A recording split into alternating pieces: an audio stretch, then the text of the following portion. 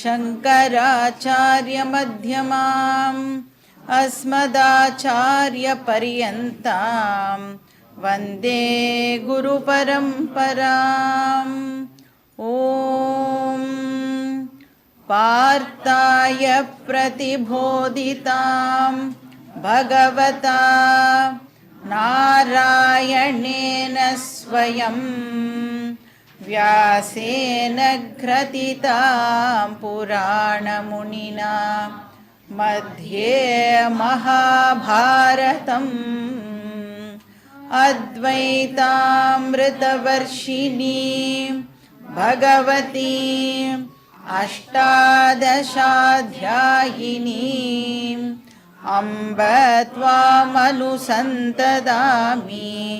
भगवद्गीते भवद्वेषिणी। वसुदेवसुतं देवं कंसचाणूरमर्दनं देवकी परमानन्दं कृष्णं वन्दे जगोतिवाचालं पङ्गुं लङ्घयते गिरिं यत्कृपातमहं वन्दे परमानन्दमाधवम्। ॐ सहना भवतु सहनौ भुनक्तु सह वीर्यं करवावहै तेजस्विनावधीतमस्तु मा विद्विषावहै। ॐ शान्ति शान्ति शान्तिः। हरिः ॐ श्री गुरुभ्यो नमः। हरिः ॐ।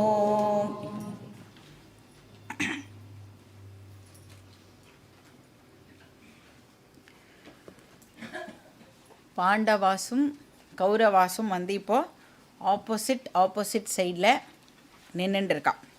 பார்த்தோம். அவனுக்கு என்ன தாட் வந்தது? நான் கிட்டக்க போய் ஒரு வாட்டி யாரெல்லாம் நான் வந்து சண்டை போட போகிறேன் அப்படிங்கிறத ஒரு வாட்டி பார்க்கணும் அப்படின்னு அவனுக்கு தோன்றுறது. இப்போ இந்த தாட் வந்ததில்ல, அது வந்து ஒரு புண்ணிய பலத்தினால தான் இந்த தாட் அவனுக்கு ஏற்பட்டது அப்படின்னு நம்ம சொல்லலாம். அப்போ அவனோட வில்லெல்லாம் கூட ரெடியாக வச்சுட்டான், கையில் ரெடியாக எடுத்து வச்சுட்டுருக்கான். அந்த அம்பை வந்து விழணும், அவ்வளோதான். அதுக்கு முன்னாடி அவன் சொல்கிறான் கிருஷ்ணர்கிட்ட, 2 சேனைகளுக்கும் நடுவில் கொண்டு போய் இந்த ரதத்தை நிறுத்து அப்படின்னு சொல்கிறான். அதாவது நான் யாரோட எல்லாம் சண்டை போடணும்னு பார்க்கணும், என் கையால் யாரெல்லாம் மரணிக்க போகிறா அப்படிங்கிறத நான் பார்க்கணும். இப்போ இது வரைக்கும் அவனுடைய புத்தி வந்து சரியாக வேலை பண்ணுறது, இன்டெலெக்டு ப்ராப்பராக ஒர்க் பண்ணுறது, ரொம்ப தெளிவாக இருக்கான்.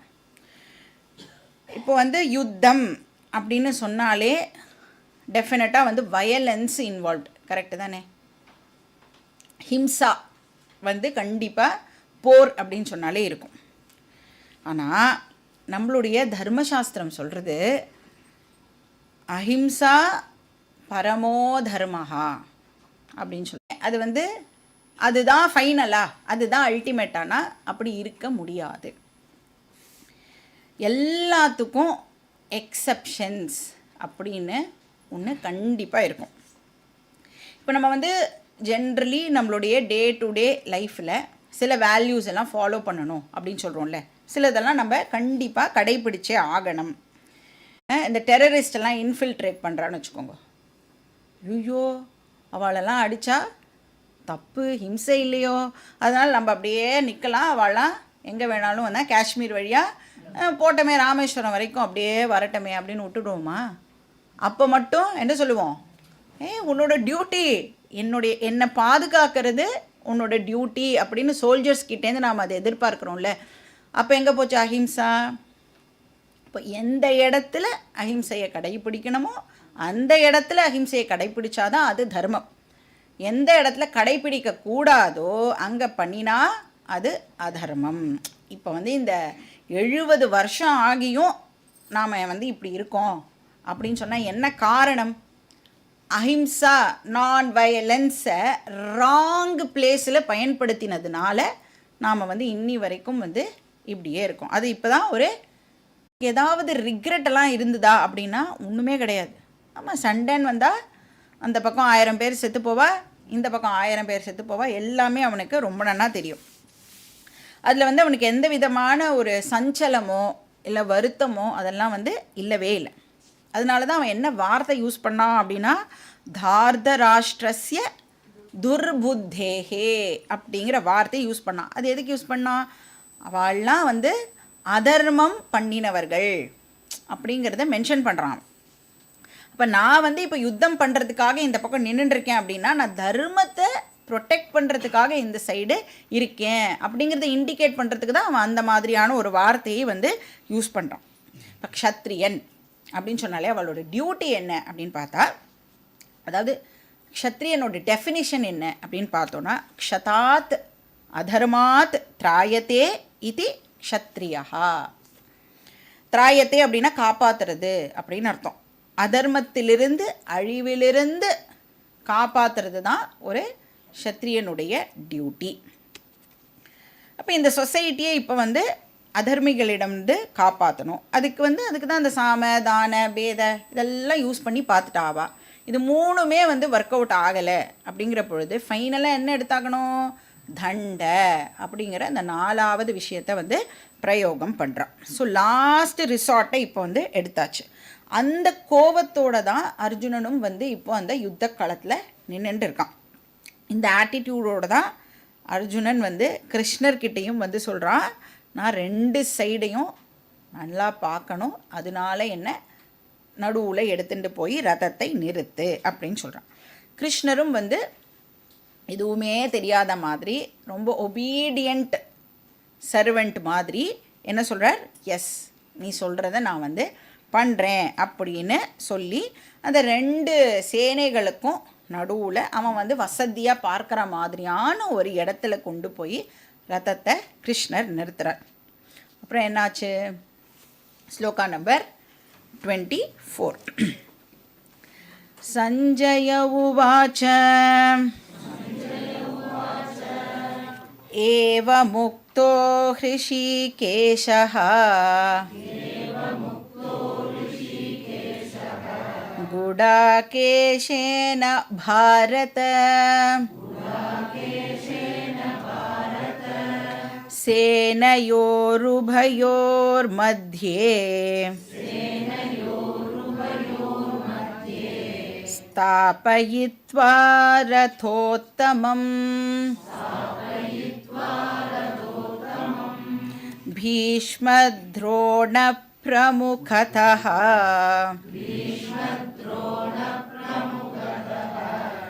சர்வேஷாம் ச மஹீக்ஷிதாம்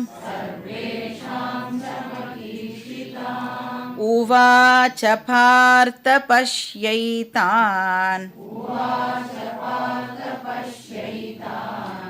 சமவேதான் குருநிதி.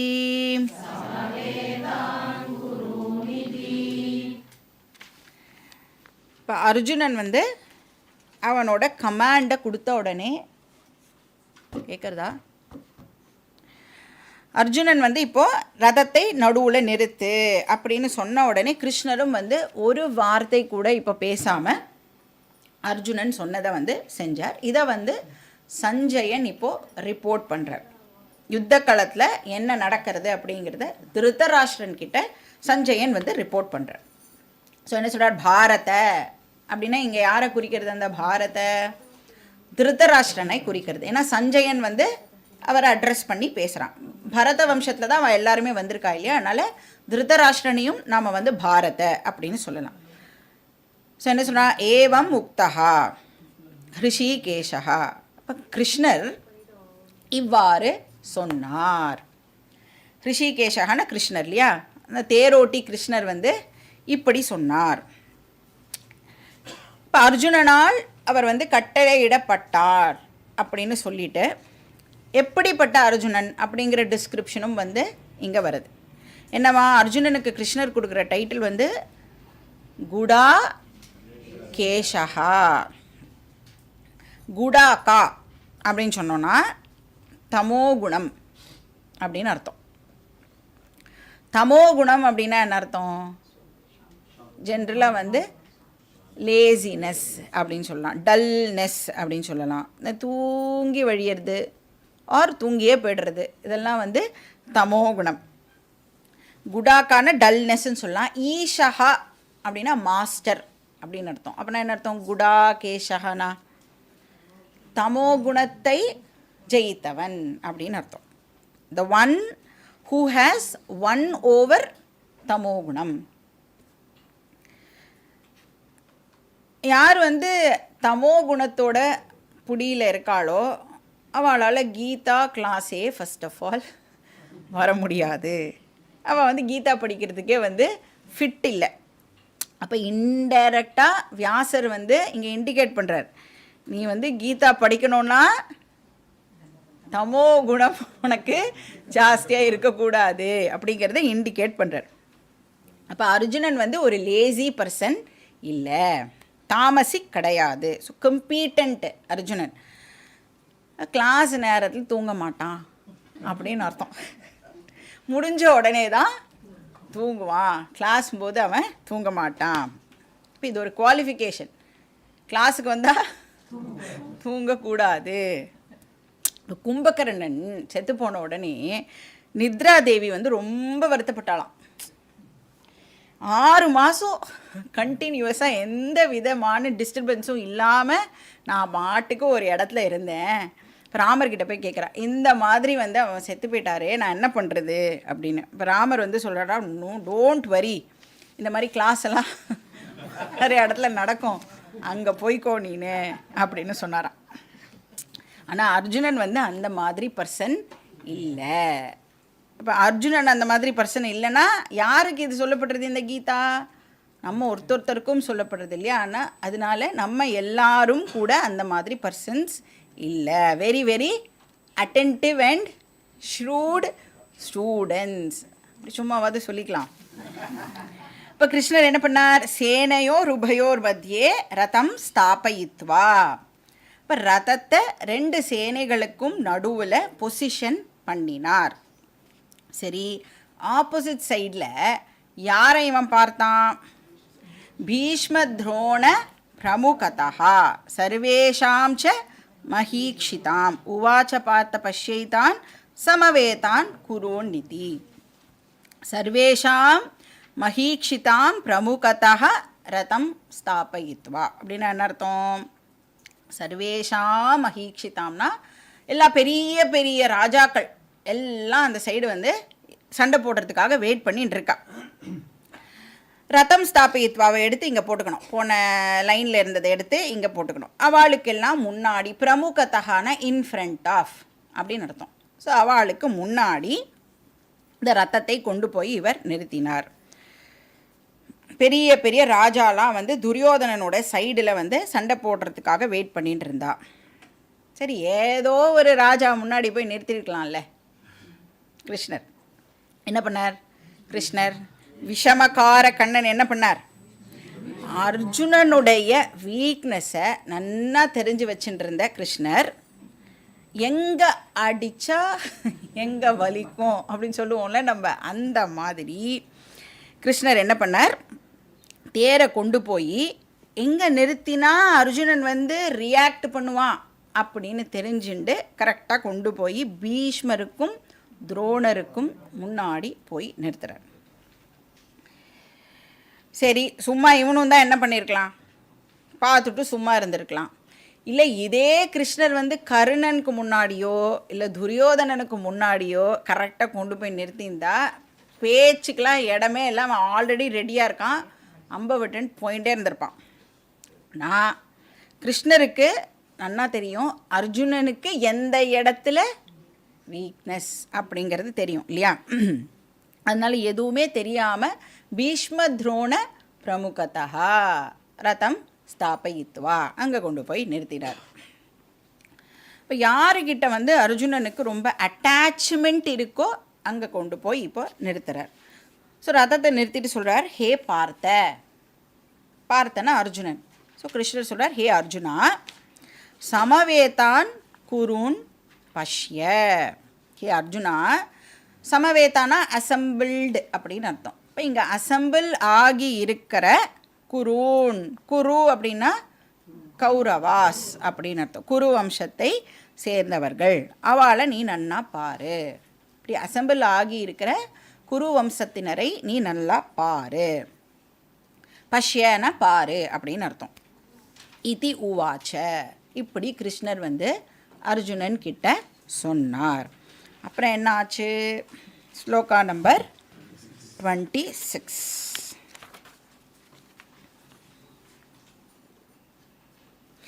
தத்ரா பஷ்ய ஸ்திதான் பார்த்த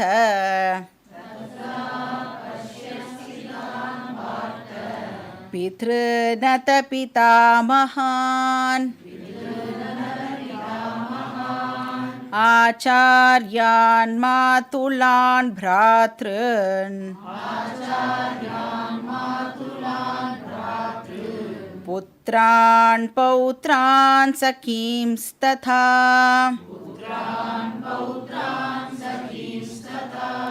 ஸ்வசுரான் சுஹ்ருதஸ்சைவ சேனயோருபயோரபி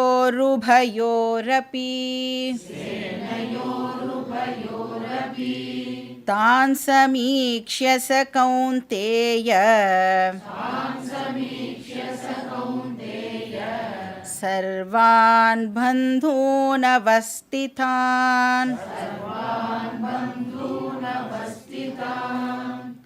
ஸோ தத்ர பார்த்த அபஷ்யத்து, தத்ரனா அங்கே, அங்கே வந்து அதாவது கௌரவா சைடு, பார்த்த அபஷ்யத், பார்த்தனா அர்ஜுனன், அர்ஜுனன் பார்த்தான், பார்வையிட்டான், எல்லாரையும் அவன் பார்த்தான். யாரெல்லாம் பார்த்தான்?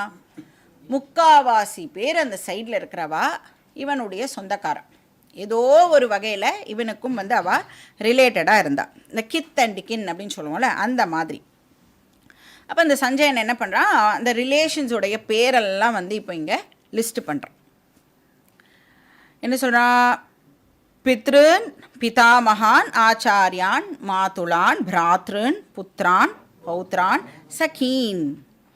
பித்ருன் அப்படின்னா ஃபாதர்ஸ் அப்படின்னு அர்த்தம், அப்பாக்கள்.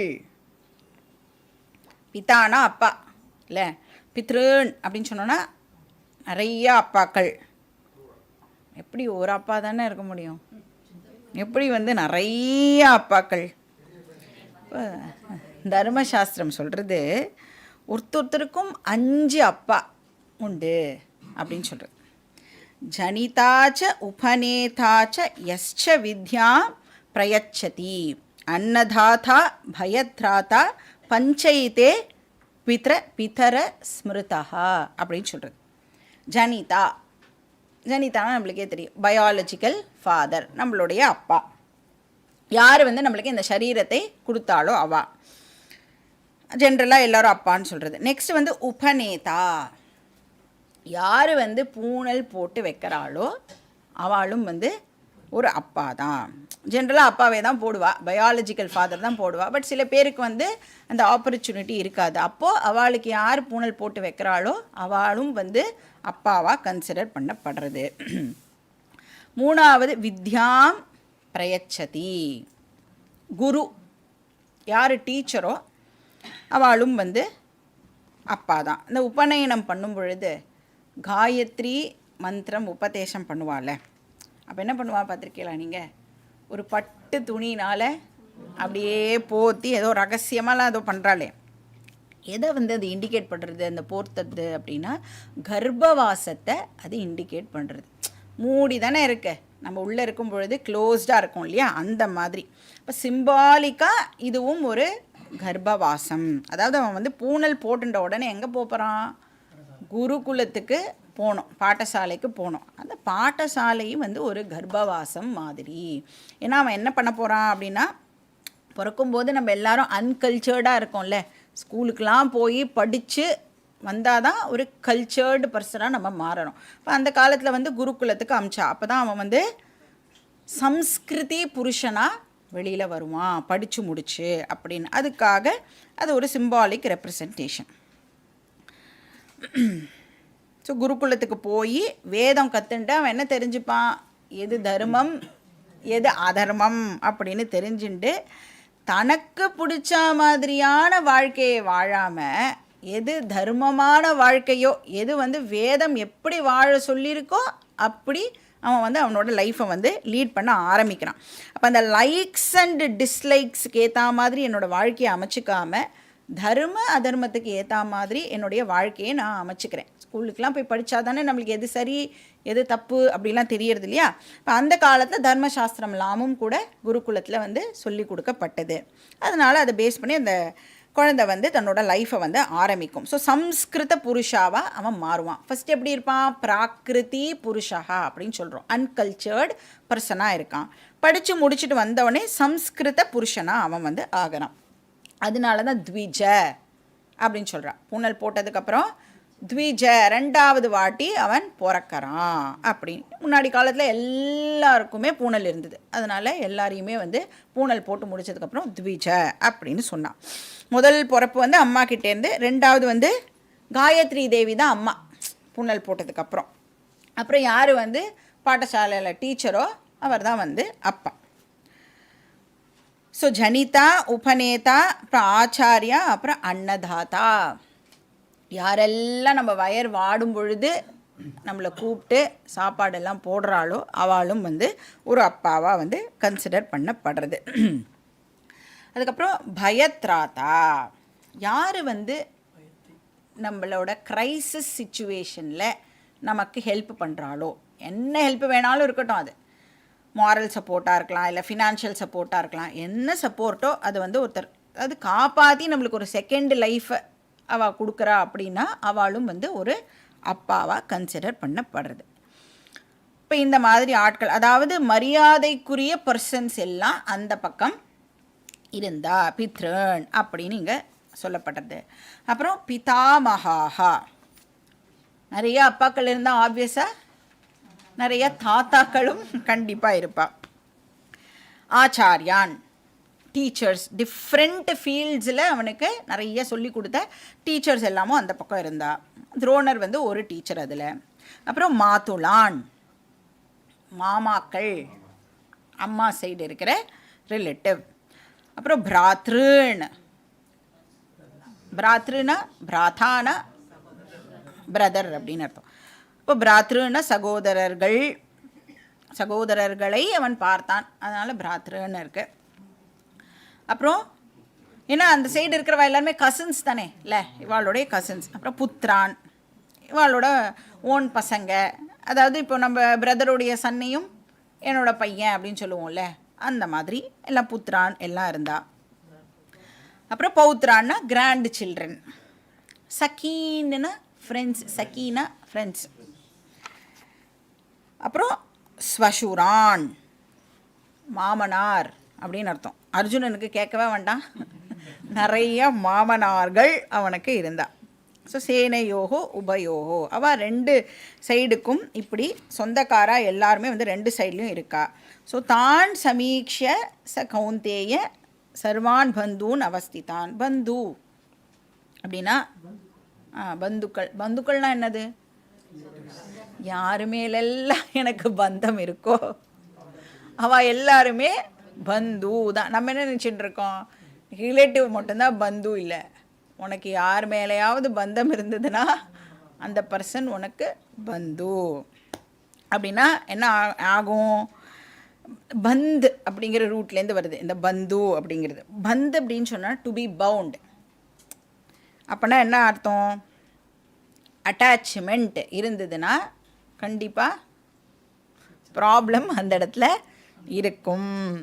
அதனால பாசக்கயிறு சொல்கிறோம்ல, பாசமே கயிறு தான். பாசக்கயிறுன்னு ஆக்சுவலாக சொல்ல வேண்டிய அவசியமே இல்லை.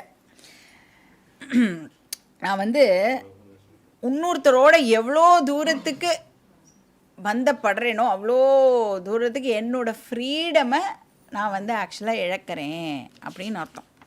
ஏன்னா அவளுக்கு ஏற்ற மாதிரி நான் நடந்துகிட்டே இருக்கணும்ல, அப்போ என்னுடைய விஷயத்தை வந்து என்னால் பண்ண முடியாதுல்ல, இப்போ என்னோடய ஃப்ரீடம் வந்து போயிடும். இன்னொருத்தர் மேலே அட்டாச்மெண்ட் வச்சோன்னா நேச்சுரலாக நம்மளோட ஃப்ரீடம் வந்து குறைஞ்சிடும். ஸோ டிபெண்ட் பண்ணக்கூடாது.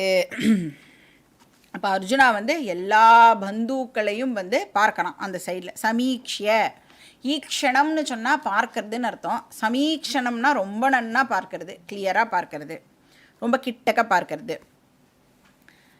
அப்படி அவன் எல்லாரையும் ரொம்ப க்ளோஸாக பார்த்த உடனே அவனுக்குள்ள இப்போ சில சேஞ்சஸ் எல்லாம் நடக்க ஆரம்பிக்கிறது. அந்த டிரான்ஸ்ஃபர்மேஷன் வந்து இப்போது நடக்கிறது. என்ன டிரான்ஸ்ஃபர்மேஷன் அப்படின்னா, அந்த ஸ்லோகம் படிக்கலையோ, கிருபயா பரயா விஷ்டஹ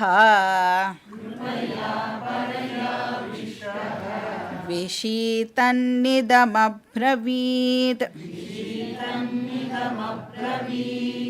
கிருபயா பரயா விஷ்டஹா. இப்போ அர்ஜுனன் வந்து அட்டாச்மெண்ட்னால ஓவர் பவர்டு, அவனோட இன்டெலெக்ட் வந்து இப்போது அட்டாச்மெண்ட்னால அப்படியே மூழ்கி போயிருக்கு.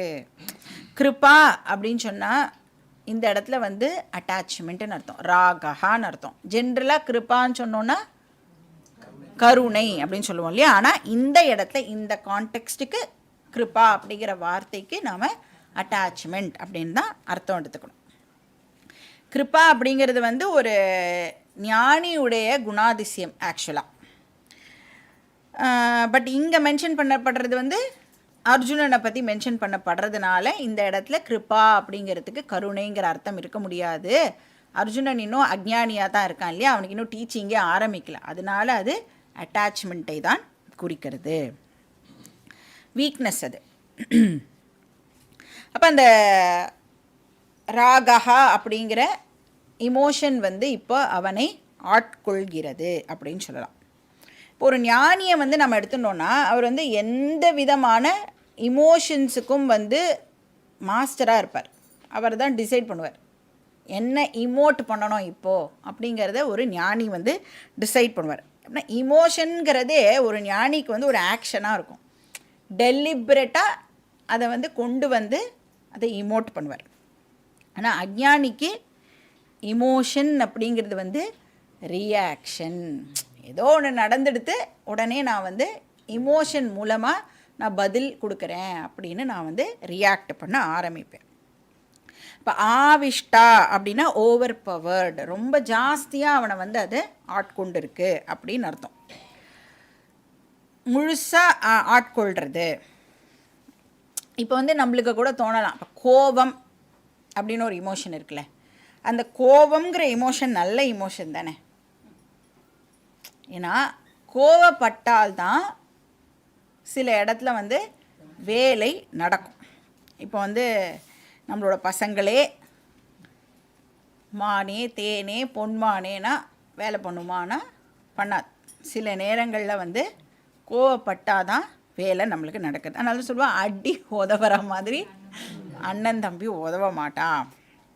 ஆஃபீஸில் கூட இப்போ நம்மளுடைய சபார்டினேட்லாம் இருந்தா அப்படின்னா அவகிட்ட கொஞ்சம் சில டைம் நம்ம ஹார்ஷாக இருந்தால் தான் அந்த வேலையெல்லாம் பண்ணிக்க முடியும். இல்லைனா அவள் நம்ம தலையிலேயே வந்து அந்த வேலையும் போட்டுட்டு அவள் வந்து எஸ்கேப் ஆகிடுவாள்.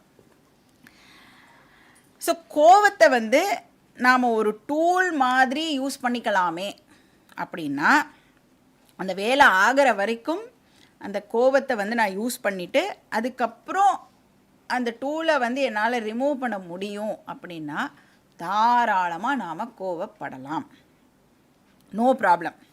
வேணுங்கிற போது நான் அதை உபயோகப்படுத்துவேன். இல்லை இப்போ வேண்டாம், கொஞ்ச நேரத்துக்கு அதை போஸ்ட்போன் பண்ணுவோம் அப்படின்னு என்னால் அதை போஸ்ட்போன் பண்ண முடியும்னாலும் ஓகே.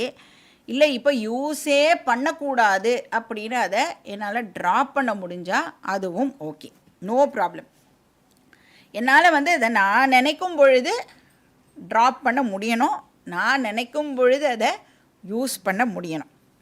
அப்படின்னா நான் கோபத்துக்கு மாஸ்டர் அப்படின்னு அர்த்தம். ஆனால் ஜென்ரலாக நாம் கோபத்தை அப்படி பயன்படுத்துகிறோமா? கோபம்தான் நம்மளை பயன்படுத்துறது இல்லையா.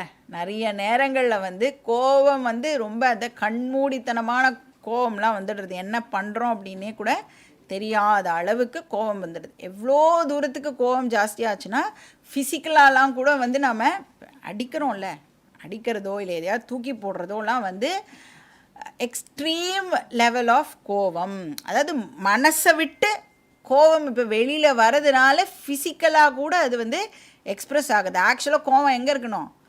மனசில் தான் இருக்கணும். ஆனால் அதுலேயே இடம் இல்லை, ஃபுல்லாக சேச்சுரேட் ஆகி வெளியில் வந்து அப்படியே தெரிச்சு விழுறது. அதனால தான் ஃபிசிக்கலாக வந்து நாம் அடிக்கிறது, தூக்கி போடுறது அதெல்லாம் பண்ணுறோம். அப்போ கோவத்தை நம்மளால் வந்து கண்ட்ரோல் பண்ணி ஒரு டூல் மாதிரி யூஸ் பண்ண முடியும்னா தாராளமாக நாம் வந்து கோவப்படலாம். யார்கிட்ட கோவப்படணுமோ அழகாக அந்த வேலைக்காக கோவப்பட்டுட்டு அதுக்கப்புறம் மறந்தே போயிடுவோம். நம்ம கோவப்பட்டு தான் மறந்து போயிடுவோம். அவா பாவம் அதை நினச்சிட்டு இருப்போம். அதை பற்றி நமக்கு என்ன வந்தது, நம்ம அடுத்த வேலையை பார்க்குறதுக்கு நாம் வந்து போயிடலாம். அப்போ வந்து அஜ்ஞானிக்கும் ஞானிக்கும் உள்ள டிஃப்ரென்ஸ் என்ன அப்படின்னா, ஒருத்தர் வந்து இமோஷனுடைய மாஸ்டர், இன்னொருத்தர் இமோஷனுடைய ஸ்லேவ். அப்போ அர்ஜுனன் இப்போ எப்படி இருந்தான்? கிருபையா ஆவிஷ்டா, ஓவர் பவர்டு பை அட்டாச்மெண்ட், ராகா ஆர் சம்சாரா அப்படின்னு கூட சொல்லலாம். அப்போ இந்த ராகா அப்படிங்கிற இமோஷன் வந்து அந்த பாசம் பந்தம் அப்படிங்கிற இமோஷன் வந்து இப்போ அவனுடைய மனசு முழுக்க வியாபிச்சு இருக்கு. ஒன்ஸ் ராகா வந்துடுத்து அப்படின்னா அதனுடைய ட்வின் பிரதர் யார்? இம்மீடியட்டாக பின்னாடியே யார் வந்துடுவான்? விஷீ தன்னிதம் அப்ரவீத், விஷாதம் துக்கம் வந்துடும், சாரோ கிரீஃப். எங்கெல்லாம் அட்டாச்மெண்ட் இருக்கோ அங்கெல்லாம் கட்டாயம் என்ன இருக்கும்னா துக்கம் கண்டிப்பாக இருந்தே தீரும். ஏன்னா அட்டாச்மெண்ட்டும் சாரோவும் ஒரே காயினுடைய 2 சைட்ஸ். கண்டிப்பாக அட்டாச்மெண்ட் இருக்கிற இடத்துல துக்கம் இருக்கும். இப்போ எவ்வளோக்கு எவ்வளோ ஒரு பொருள் மேலேயோ இல்லை ஒரு பர்சன் மேலேயோ நாம் வந்து அட்டாச்மெண்ட்டை வைக்கிறோமோ அந்த அளவுக்கு அந்த பொருள்கிட்டே இருந்தோ அந்த பர்சன்கிட்டே இருந்தோ நாம் துயரத்தை அனுபவிச்சே தீரணும். இப்போ நம்ம பசங்க மேலே அவ்வளோ அட்டாச்மெண்ட்டெல்லாம் வைக்கிறோம்ல, எப்படி அவளை வந்து பார்த்து பார்த்து வளர்க்குறோமே, அப்புறம் அவள் என்ன பண்ணுவா? ஒரு நாள் என்ன சொல்லுவா? என்ன பெருசாக நீ எனக்கு பண்ணிட்ட, வேற அப்பா அம்மா பண்ணாததை நீ எனக்கு என்ன பெருசாக பண்ணிட்ட அப்படின்னு கேட்கும் பொழுது அந்த ஹிருதயம் எப்படி வலிக்கும்? ஏன்னா எவ்வளோ பாசமாக வளர்த்தோம், எவ்வளோ அட்டாச்சாக வளர்த்தோம்ல. அப்போ அந்த மாதிரி சொல்லும் பொழுது துக்கத்தை கண்டிப்பாக அனுபவிச்சே தீரணும். எவ்வளோக்கு எவ்வளோ, அது டைரெக்ட்லி ப்ரொபோஷனல்னு போட்டுக்கணும். எவ்வளோக்கு எவ்வளோ அட்டாச்மெண்ட் வைக்கிறோமோ அவ்வளோக்கு எவ்வளோ நாம் துக்கத்தை அனுபவிக்கணும். அப்போ அர்ஜுனனோட கேஸில் பரையா கிருப்பையா அட்டாச்மெண்ட் வந்து அதி தீவிரமாக இருந்தது, ரொம்ப ஜாஸ்தியாக இருந்தது. அதனால அவனோட சோகமும் எப்படி இருக்கும்? ரொம்ப ஜாஸ்தியாக இருந்தது. அப்போ இந்த இடத்துல வந்து அர்ஜுனனுடைய மனசில் ஏற்படுற அந்த சேஞ்சஸ் வந்து இங்கே இண்டிகேட் பண்ணப்படுறது. ஆங்க்ரி அர்ஜுனா இப்போ வந்து சாரி அர்ஜுனாவாக ஆயிட்டான்.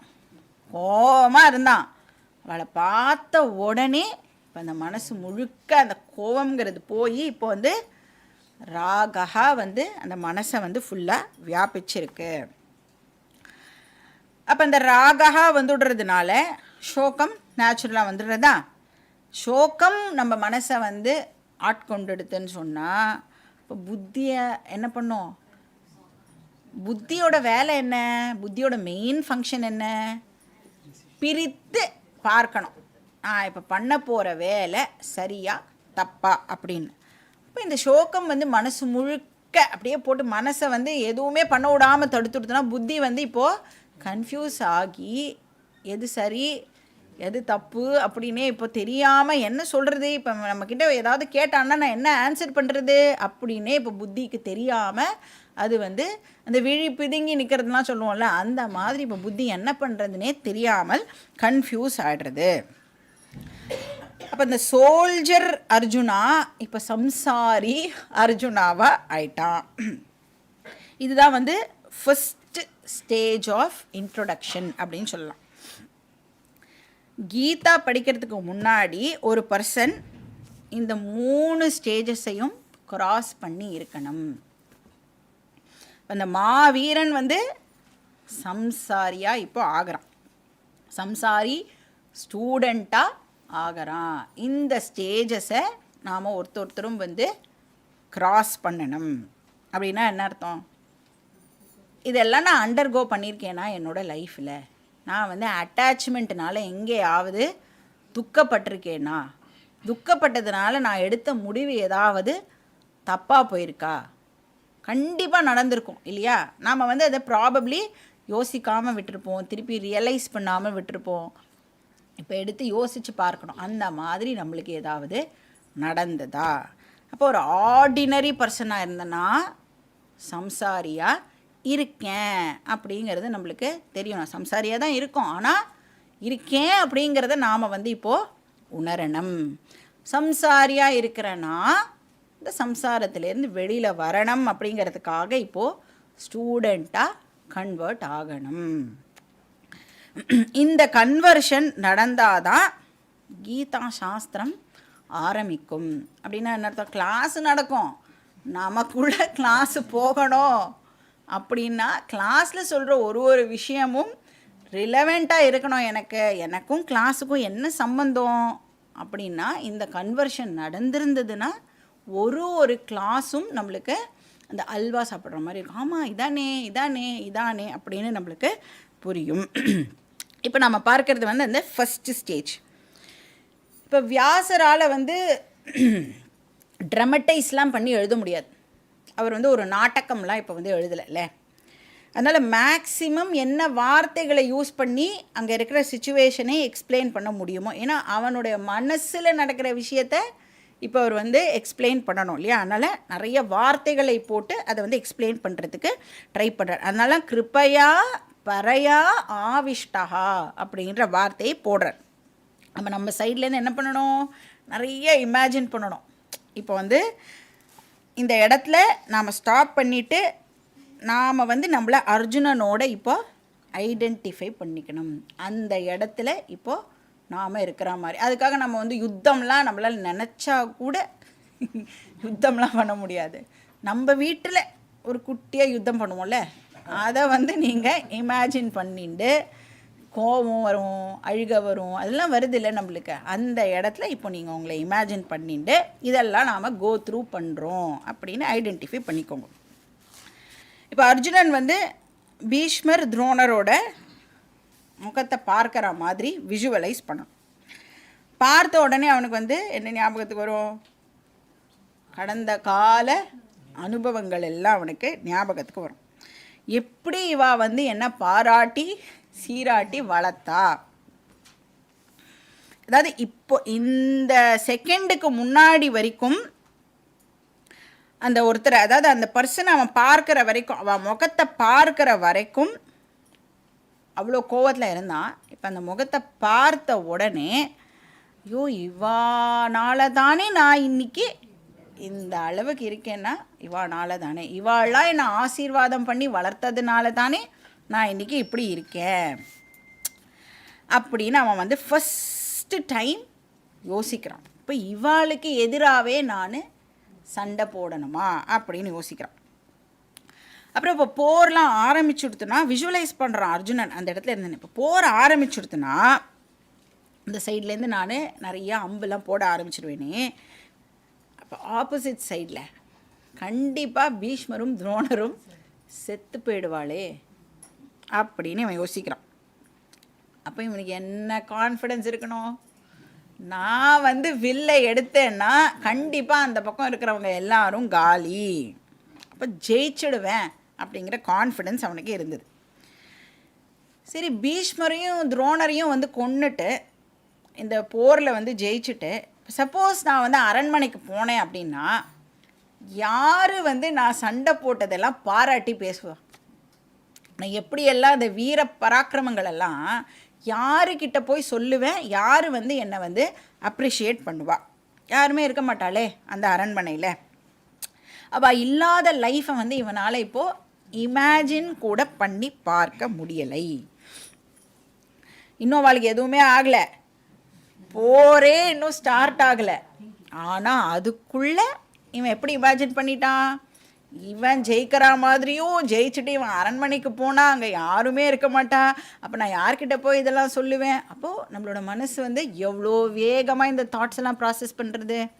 எவ்வளோ வாட்டி நம்ம இந்த மாதிரிலாம் இமேஜின் பண்ணியிருக்கோம். ஒன்றுமே இல்லை, யாராவது ஒருத்தர் லேட்டாக வந்துட்டா வீட்டுக்கு, 9 o'clock வர வேண்டியவா 9 o'clock வரலை, ஃபோனும் அவகிட்டேருந்து வரலை, 10 மணி ஆச்சு அப்படின்னா என்னெல்லாம் தாட்ஸ். அவளுக்கு எதாவது எடுத்தோ, அவள் ஹாஸ்பிட்டலில் போய் அட்மிட் ஆகிட்டா, அவளுக்கு வந்து ஹார்ட் அட்டாக் வந்துடுத்தோ, அவளுக்கு இதாக எடுத்து ஹார்ட் அட்டாக் வந்ததுனால தான் ஃபோனை வந்து எடுக்க முடியல, இல்லை ஃபோனை எவனோ திருடின்னு போயிட்டான், அந்த ஃபோனை திருடின பின்னாடி இவன் ஓடி போயிருப்பான், அதனால் இவனால் ஃபோனை பேச முடியல, என்னெல்லாமோ இமேஜின் பண்ணுறோம்ல. அப்போ அந்த இமேஜினேஷனால் நம்மளுக்கு எவ்வளோ துக்கம் ஏற்படுறது. அவளுக்கு நிஜமாக ஒன்றுமே ஆகியிருக்காது. அவள் வந்து இன்னொரு 5 நிமிஷம் அந்த பொறுமையாக இருந்ததோன்னா அவள் வந்து பெல் அடிக்க போகிறா, நம்ம கதவை திறந்து அவளை பார்க்க போகிறோம். ஆனால் அதுக்குள்ளே அவ்வளோ தூரம் இமேஜின் பண்ணி எவ்வளோ தூரத்துக்கு நம்ம மனசை வந்து சோகப்படுத்தி, நாமளும் துக்கப்பட்டு நம்மளை சுற்றி இருக்கிறவாளையும் வந்து கஷ்டப்படுத்தி எல்லாம் பண்ணுறோம்ல. இமேஜினேஷனுக்கு அவ்வளோ பவர் இருக்குது. நம்மளை வந்து துக்கப்படுத்துகிற பவர் வந்து இமேஜினேஷனுக்கு இருக்குது. அப்படி எல்லாம் வந்து இப்போ இமேஜின் பண்ணி அவன் வந்து இன்னுமே வந்து துக்கப்பட ஆரம்பிக்கிறான். இப்போ இதே வந்து ஒரு படமாக இருந்ததுன்னு வச்சுக்கோங்களேன். இப்போ வந்து இந்த மகாபாரத சீரியல் பார்த்தோம். அப்போ வந்து 5 இடத்துல கேமரா வச்சு துரோணர் மூஞ்சியை ஃபஸ்ட்டு காமிக்கலாம், அப்புறம் பீஷ்மர் மூஞ்சி, திருப்பி அர்ஜுனன் மூஞ்சி, இப்படி மாற்றி மாற்றி காமிக்கலாம். ஆனால் பாவம் வியாசருக்கு வந்து அந்த லிபர்ட்டிலாம் இல்லவே இல்லை. அதனால் வந்து ஏதோ வார்த்தை, அவருக்கு தெரிஞ்ச வார்த்தையெல்லாம் போட்டு நம்மளுக்கு சொல்கிறார். இப்போ அவன் வந்து ராகா ஷோகா அதில் இருக்கான். இந்த மோகம் அப்படிங்கிறது வந்து இப்போ அவனை அஃபெக்ட் பண்ண போகிறது. அது வந்துடுதுன்னா கம்ப்ளீட் சம்சாரி அப்படின்னு சொல்லிடலாம். இப்போ இந்த ஷோகம்ங்கிற 2வது ப்ராப்ளம் அவனை அட்டாக் பண்ணிடுது. சரி, அர்ஜுனனுக்கு வந்து இந்த அட்டாச்மெண்ட் இருக்கே ராகா, அது யுத்த பூமியிலே தான் வந்ததுக்கு அப்புறம் தான் அந்த அட்டாச்மெண்ட் வந்து அவனுக்கு டெவலப் ஆச்சா? இப்போ நம்ம யாரோடையாவது சண்டை போடுறோன்னு வச்சுக்கோங்க, உங்கள் பசங்களோடையே நீங்கள் சண்டை போடுறீங்கன்னா அந்த நேரம்தான் பசங்க மேலே நம்மளுக்கு அட்டாச்மெண்ட் ஏற்படுமா? எப்போலேருந்தோ நான் அட்டாச்சாக இருந்தேன், ஆனால் அந்த அட்டாச்மெண்ட்டை எக்ஸ்ப்ரெஸ் பண்ணுறதுக்கு ஏதோ ஒரு சிச்சுவேஷன் நம்மளுக்கு தேவைப்படுறது இல்லையா? இப்போ எப்போலேருந்தோ அர்ஜுனனுக்கு வந்து இந்த பற்றானது இருக்குது, ஆனால் வெளியில் தெரியாமல் இருந்திருக்கு இவ்வளோ நாள். இப்போ இந்த சந்தர்ப்பத்தில் அந்த யுத்த பூமியில் அதுவும் அவனுக்கு ரொம்ப பிரியமானவர்களை அவன் பார்க்கும்போது அவனுக்கு வந்து அந்த அட்டாச்மெண்ட் இப்போது வெளியில் எக்ஸ்ப்ரெஸ் ஆகிறது. அப்போ சம்சாரா டிசீஸ் அவனுக்கு எவ்வளோ காலமாக இருந்தது? அனாதி காலமாக இந்த சம்சாரா டிசீஸ் வந்து இருந்தது. ஆனால் நோ சிம்டம்ஸ். அது என்ன, ஆர்டிபிசிஆர் பண்ணினா தான் நம்மளால் கண்டுபிடிக்க முடியறது டிசீஸ் இருக்குன்னு. இப்போ பேட்டில் ஃபீல்டுக்கு வந்த உடனே தான் அவனுக்கு இந்த ப்ராப்ளம் தனக்கு இருக்குது அப்படிங்கிறதே ஐடென்டிஃபை பண்ண முடியுது. நம்ம எல்லாருக்கும் கூட இதே ப்ராப்ளம் தான். இந்த அட்டாச்மெண்ட் நம்மளுக்கு இருக்குது அப்படின்னு கண்டுபிடிக்கிறதே வந்து ரொம்ப கஷ்டம். ஸோ கண்டுபிடிக்காத வரைக்கும் blissfully ignorant அப்படின்னு சொல்லிக்கலாம். ஆனால் இக்னோரன்ஸ் என்றைக்காக இருந்தாலும் ப்ராப்ளம். எப்பயுமே நாலேஜபிளாக இருந்தால் தான் பவர்ஃபுல்லாக இருக்க முடியும். ஸோ ப்ராப்ளம் இருக்குது அப்படிங்கிறதே நம்மளுக்கு தெரியலைன்னா நம்ம வந்து எங்கேயாவது சல்யூஷனை தேடி போவோமா? ஃபஸ்ட்டு என்ன பண்ணணும்? ப்ராப்ளம் எனக்கு இருக்குது அப்படிங்கிறத ஐடென்டிஃபை பண்ணணும். அப்போ தான் நம்மளுக்கு வந்து சல்யூஷன் வந்து ரிலவெண்ட்டாக இருக்கும். இப்போ இந்த சில பேருக்கு எப்படி இருக்கும், இந்த அட்டாச்மெண்ட் வந்து தெரியாமன்னா இந்த கேன்சர் பேஷண்ட்ஸ்லாம் இருக்கால பாவம், அவள்லாம் சில பேர்லாம் பார்த்தீங்கன்னா 3rd ஸ்டேஜ் 4th ஸ்டேஜ் அப்போ தான் வந்து கண்டே பிடிப்பா. இப்போ அவளுக்கு டைமே இருக்காது அவளை வந்து இது பண்ணுறதுக்கே. இப்போ டாக்டர் என்ன சொல்லிடுவா? ஒன்றுமே பண்ண முடியாது அப்படின்னு சொல்லிடுவா. ஸோ நம்மளுக்கு எப்பயாவது ஒரு வாட்டி தான் ஏதோ ஒரு சந்தர்ப்பத்தில் அது வந்து எக்ஸ்ப்ரெஸ் ஆகும். இல்லை யாராவது சொல்லும் பொழுது நமக்கு அதை ரிலேட் பண்ணி பார்த்துன்னு இந்த ப்ராப்ளம் நமக்கு இருக்குது. அப்போ அர்ஜுனனுக்கு சொல்லும் பொழுது அதை ரிலேட் ஆகுது நம்மளுக்கு பண்ணி பார்த்துக்க தெரியணும். அப்போ பண்ணாதான் நம்மளுக்கு வந்து இந்த சொல்யூஷன் வந்து நம்மளால் வந்து அதை அப்ரிஷியேட் பண்ண முடியும். இப்போ அர்ஜுனன் இந்த சிச்சுவேஷனில் இப்போ இருக்கான். விஷீதன் அப்படின்னு சொன்னால் சோகமாக இருக்கான். எவ்வளோ சோகமாக இருக்கான் அது வந்து அடுத்த ஸ்லோகம். ஸ்லோகா நம்பர் 28. அர்ஜுன உவாச்ச திருஷ்ட்வேமம் ஸ்வஜனம் கிருஷ்ண யுயுத்சும் சமுபஸ்திதம் சீதந்தி மம காத்ராணி முகம் ச பரிசுஷ்யதி வேபதுஷ்ச ஷரீரே மே ரோமஹர்ஷஸ்ச ஜாயதே காண்டீவம் ஸ்ரம்சதே ஹஸ்தாத் त्वक्चैव परिदह्यते न च शक्नोम्यवस्थातुं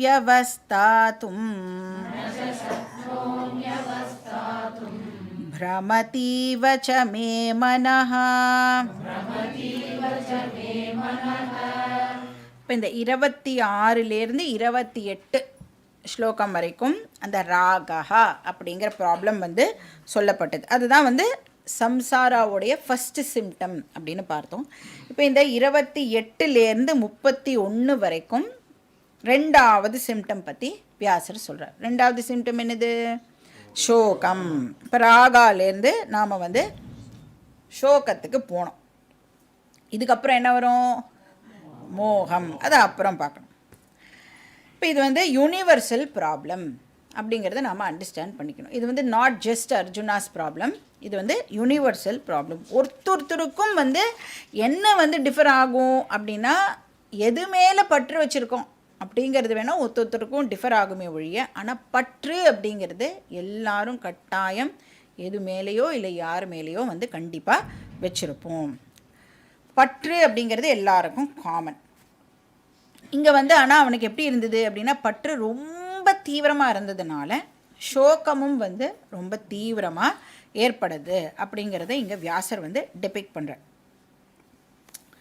ஏன்னா நம்மளுக்கு தெரியும் நம்ம மனசு வந்து பாதிச்சிருக்கு அப்படின்னு சொன்னால் அது வந்து ஃபிசிக்கலாகவும் சம்டைம்ஸ் வந்து தெரிய வரும் இல்லை.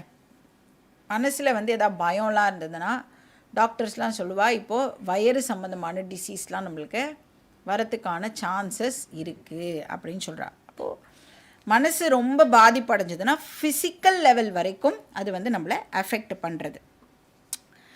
மைல்டாக இருக்கிற வரைக்கும் என்ன பண்ணுவோம், வெளியில் வந்து சிரிக்கிற மாதிரி சிரித்து அப்படியே கொஞ்சம் ஏமாற்றி அதெல்லாம் பண்ணலாம், இல்லை கொஞ்சம் அழுது புலம்பி எல்லாம் பண்ணலாம். ஆனால் ப்ராப்ளம் வந்து இன்டென்ஸ் ஆகிடுது அப்படின்னு சொன்னால் டெஃபினட்டாக அது நம்மளுடைய பாடியை வந்து கண்டிப்பாக அஃபெக்ட் பண்ணும். இப்போ அர்ஜுனனுடைய ப்ராப்ளம் ரொம்ப இன்டென்ஸாக இருந்ததுனால அது இப்போ அவனுடைய ஸ்தூல சரீரம் இருக்குல்ல அதை வந்து அஃபெக்ட் பண்ண ஆரம்பிக்கிறது. இப்போ கிருஷ்ணர்கிட்ட அர்ஜுனன் சொல்கிறான், ஹே கிருஷ்ணா, இமம் ஸ்வஜனம் திருஷ்டுவா, நான் வந்து இவா எல்லாரையும் பார்த்து, ஸ்வஜனம் அப்படின்னா என்ன அர்த்தம்? என்னோட ரிலேட்டிவ்ஸ், அதாவது I belong to them, they belong to me. இதுதான் வந்து அகங்காரா அண்ட் மமக்காரா ப்ராப்ளம். நான் அடுத்தவாளை சேர்ந்தவன், அடுத்தவா என்னை சேர்ந்தவா, இந்த சென்ஸ் ஆஃப் பிலாங்கிங் இருக்குல்ல அதுக்கு பேர் அட்டாச்மெண்ட். அதை வந்து அர்ஜுனன் வந்து ஸ்வஜனம் அப்படிங்கிற வார்த்தை மூலமாக எக்ஸ்ப்ரெஸ் பண்ணுறான். இந்த வார்த்தையை வந்து இந்த சாப்டரில் நிறைய வாட்டி ரிப்பீட் பண்ணுவான் அர்ஜுனன். இப்போ இவாளெல்லாம் வந்து என்னுடையவர்கள், நான் வந்து அவளை சேர்ந்தவன் அப்படின்னு சொல்கிறதுல என்ன தப்பு இருக்குது? தாராளமாக சொல்லலாம். இவாள்லாம் என்னோடய ரிலேட்டிவ்ஸ், நான் வந்து அவளோட ரிலேட்டிவ் அப்படின்னு சொல்கிறதுல ஒரு தப்பும் இல்லை. இது வெறும் சென்ஸ் ஆஃப் பிலாங்கிங்காக மட்டும் இருந்ததுன்னா ப்ராப்ளம் இல்லை. ஆனால் இது அட்டாச்மெண்ட்டாக கன்வெர்ட் ஆகும் பொழுது அது வந்து நம்மளுக்கு பிரச்சனையை கொடுக்கறது. நம்மளுடைய இன்டெலெக்ட் இப்போ வந்து குழம்ப ஆரம்பிக்கிறது. இப்போ இன்டெலெக்ட்டுக்கு என்ன ஆகிடுறது அப்படின்னா, எது தர்மம் எது அதர்மம் அப்படிங்கிறது இப்போது தெரியாமல் போயிடுறது. சாதாரண நேரத்தில் நம்மளுடைய இன்டெலெக்ட்னால் கரெக்டாக சொல்ல முடியும் இது தர்மம் இது அதர்மம் அப்படின்னு. ஆனால் கன்ஃபியூஷன் ஏற்பட்டெடுத்து அப்படின்னு சொன்னால், இப்போ வரைக்கும் அர்ஜுனன் வந்து தார்தராஷ்டிரஸ்ய துர்புத்தேகே அப்படின்னு தான் சொன்னான். அதர்மமானவர்கள் அப்படின்னு தான் சொல்லியிருக்கான் இப்போ வரைக்கும். அப்போ அவனுடைய தர்ம அதர்ம விவேக புத்தி இவ்வளோ நேரம் வரைக்கும் ஃபங்க்ஷன் பண்ணிது. ஆனால் இப்போ அர்ஜுனன் என்ன பண்ணுறான் அப்படின்னா, புத்தி லெவல்லேருந்து மனசு லெவலுக்கு இப்போ அர்ஜுனன் இறங்கி வந்துட்டான். இந்த ரேஷ்னல் திங்கிங் லெவல்லேருந்து இமோஷனல் லெவலுக்கு அவன் இறங்கி வந்துட்டான். அப்போ அதர்மமானவர்களாக இவ்வளோ நேரம் இருந்தவா இப்போ என்ன ஆயிட்டா? என் மக்கள். இப்போ தான் சொன்னான் துர்புத்தேகே தார்தராஷ்டிரஸ்ய துர்புத்தேகே அப்படின்னு அவளை திட்டினவன் இப்போ அந்த இமோஷன் அந்த அட்டாச்மெண்ட் வந்ததுக்கப்புறம் அவளை பார்த்து என்ன சொல்கிறான்? ஸ்வஜனம் அப்படின்னு சொல்கிறான். என்னுடைய சொந்தக்காரா. அப்படின்னா உன்னுடைய சொந்தக்காரா அதர்மம் பண்ணினா ஓகேவா? வேற யாராவது பண்ணினா பனிஷ்மெண்ட் கொடுக்கணும். என்னுடைய ரிலேட்டிவ் தப்பு பண்ணினா ஐயோ பாவம் மன்னிச்சு விட்டுடணும். அப்படின்னா அதுக்கு பேர் ராங் ஜட்ஜ்மெண்ட் அப்படின்னு அர்த்தம். புத்தி இப்போது குழம்பி போக ஆரம்பிக்கிறது. இப்போ அர்ஜுனன் வந்து இந்த மாதிரியான ஒரு ப்ராப்ளம்குள்ளே தான் இப்போது என்டர் ஆகிறான். நெக்ஸ்ட் என்ன ஆகிறதுங்கிறது நம்ம அடுத்த கிளாஸில் பார்க்கலாம். ஓம் பூர்ணமதః பூர்ணமிதம் பூர்ணாத் பூர்ணமுதச்யதே பூர்ணஸ்ய பூர்ணமாதாய பூர்ணமேவாவசிஷ்யதே. ஓம் சாந்தி சாந்தி சாந்தி. हरिः ॐ श्री गुरुभ्यो नमः. हरिः ॐ. So next week live class இருக்காது, வீடியோ கிளாஸ் இருக்கும். அதுக்கு அடுத்து கேம்ப் போகிறோம் நாங்கள். அதனால் வந்து நெக்ஸ்ட் வீக் லைவ் கிளாஸ் இருக்காது. அதுக்கு அடுத்து ஆனால் வீடியோ கிளாஸ் இருக்கும், ஒரு கிளாஸ் இருக்கும். அடுத்த வீக்கு திருப்பி கண்டினியூ ஆகும்.